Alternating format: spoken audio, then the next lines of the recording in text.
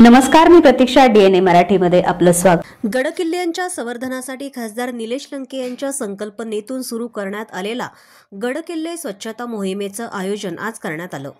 या मोहिमेला राष्ट्रवादी काँग्रेस शरद पवार गटाचे प्रदेशाध्यक्ष जयंत पाटील उपस्थित होते. यावेळी त्यांनी गडकिल्ल्यांच्या अवस्थेबाबत चिंता व्यक्त केली. ज्या गडकिल्ल्यांना प्रसिद्धी मिळते तिथे सरकारचं लक्ष जातं, मात्र इतर अनेक गडकिल्ले दुर्लक्षित आहेत. बहादुरगड किल्ला महाराष्ट्र शासनाच्या अखत्यारीत असून तेथे अनेक प्राचीन मंदिरे आहेत. शासनानं जर योग्य लक्ष दिलं तर हा किल्ला चांगल्या प्रकारे संवर्धित होऊ शकतो. येत्या अधिवेशनात बहादुरगड किल्ल्यांच्या संवर्धनाची मागणी करणार असल्याचंही त्यांनी स्पष्ट केलं. सरकारचं याकडे लक्षच नाही. सरकारचं ज्या ठिकाणी प्रसिद्धी मिळेल अशा काही प्रमुख ठिकाणी, एक दोन ठिकाणी लक्ष आहे, नाही असं नाही. पण हा महाराष्ट्र सरकारच्या ताब्यात असणारा हा किल्ला आहे. इथली दोन प्राचीन देवस्थानं फक्त केंद्रीय आर्किओलॉजीच्या हातात आहेत. त्यामुळे महाराष्ट्र सरकारने लक्ष घातलं तर हे यातलं संवर्धन होऊ शकतं. इथली अधिक उरलेली ही हा मुख्य किल्ल्याचा मुख्य इमारत आहे, याच्या बाहेर प्रचंड झाडी उगवलेली आहेत. त्या सगळ्याला चांगलं स्वरूप देण्याचं काम महाराष्ट्र सरकारने केलं पाहिजे. आम्ही येणाऱ्या विधानसभेच्या अधिवेशनात देखील सरकारकडे मागणी करू. मुख्यमंत्र्यांच्याकडे देखील माननीय श्री निलेश लंके साहेब यांच्या कडून, आमच्याकडून, पक्षाकडून मागणी केली जाईल की या गडकिल्लोट किल्ल्याचं संवर्धन आधी केलं पाहिजे. याला जास्त महत्व आहे. किल्ला आता पडायला व्हायला लागलाय.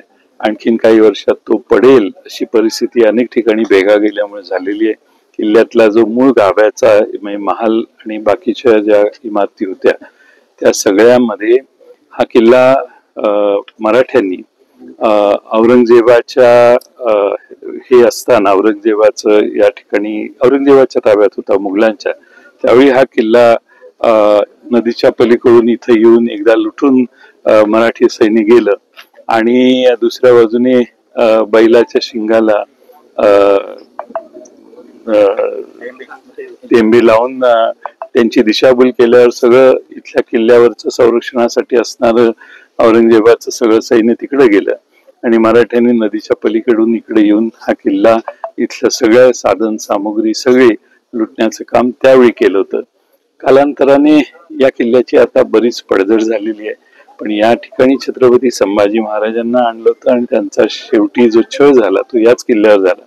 म्हणून हा किल्ला हा व्यवस्थितपणाने त्याची काही ठिकाणी डागडुजी, काही ठिकाणी पुनर्बांधणी, काही ठिकाणी स्वच्छता आणि काही ठिकाणी मोकळ्या जागेत किल्ल्याची काही जमली तर प्रतिकृती उभा करण्याचं काम हे सरकारने हातात घेतलं पाहिजे. छत्रपती शिवाजी महाराजांच्या जयंतीच्या निमित्ताने म्हणजे 16 तारखेला, मागच्या 16 तारखेला आपण गडकिल्ले मोहीम, संवर्धन आणि स्वच्छता मोहीम सुरू केली. त्याचा शुभारंभ छत्रपती शिवरायांची जन्मभूमी शिवनेरी या ठिकाणी सुरुवात झाली आणि त्या मोहिमेचा आजचा हा दुसरं पर्व म्हणजे दुसरा दिवस महिन्याचा तो म्हणजे धर्मवीर संभाजी महाराज. आणि धर्मवीर संभाजी महाराजाची स्फूर्ती आणि धर्मवीर संभाजी महाराजांचे शेवटचे काही क्षण, शेवटचा काही काळ कवी कलेशांबरोबर ह्या गडावर, बहादूर गडावर, त्या गडाला आपण धर्मवीर गड म्हणतो, त्या गडावर गेला. त्या गडाच्या आजचा स्वच्छतेचा मोहिमेचा आजचा हा दिवस आहे. त्याला राज्यातील अनेक शिवभक्त मावळे या ठिकाणी या मोहिमेमध्ये सहभाग नोंदवलेला आहे. फक्त एका लिंकवर आम्ही आव्हान केलं, आम्ही येतोय, तुम्ही पण या. ह्या शब्दावर या ठिकाणी राज्यातील अनेक ठिकाणी, मुंबई असो, कोल्हापूर असो, बीड असो, तुमचं नांदेड, नाशिक, सांगली, सातारा या भागातील युवक, पुणे जिल्ह्यातील, असे वेगवेगळ्या जिल्ह्यातील युवक या मोहिमेमध्ये आज या ठिकाणी सहभाग झालेले आहेत. प्रतिनिधी मुंतजीर शेख, DNA मराठी, अहिल्यानगर.